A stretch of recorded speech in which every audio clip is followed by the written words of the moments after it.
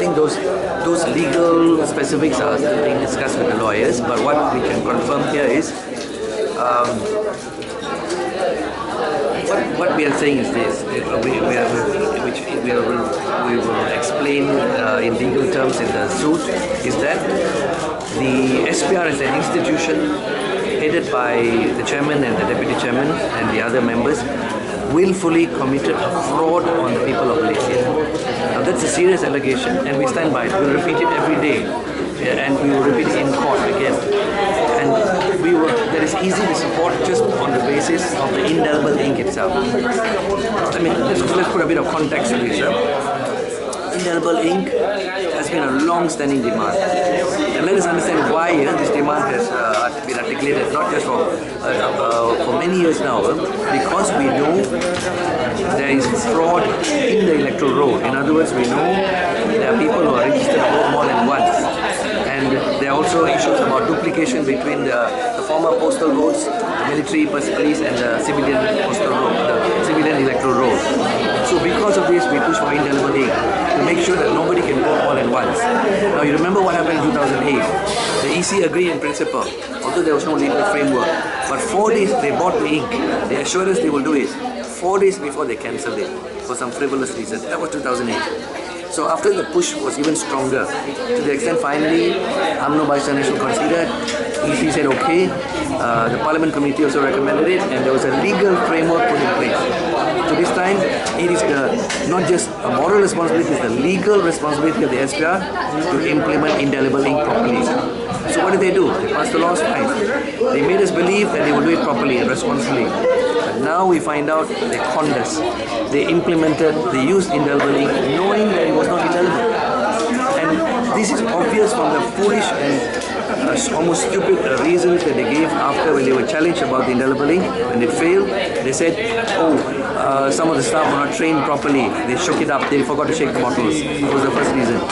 Then after that, they tried to cover their tracks again by saying, this was the level of silver nitrate was kept, very, very low, or to prevent, to avoid any, any non-compliance with Sharia principles, Islamic principles, which is also nonsense. The whole issue about whether use of indelible ink is in compliance with Islamic practice was clear a year ago. It was settled. That is why we proceeded with the legal framework. And the third reason given was even more nonsensical when one of them said that, we didn't use silver nitrate in the ink because it was carcinogenic. We were advised it was carcinogenic. It's absolute nonsense. Everybody knows you must have a certain level of silver nitrate in the ink to make sure it's indelible. These guys deliberately omitted it. So we are saying now, by doing that, you willfully, you are the custodian of the elections. You are the one who runs it. And you willfully committed a fraud.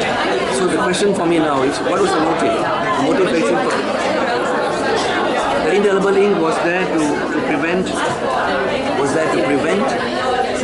people who are registered more than once to vote.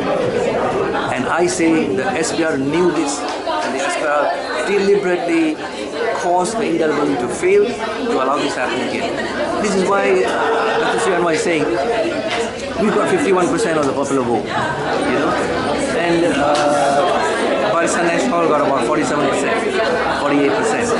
How much of that was part of this double voting?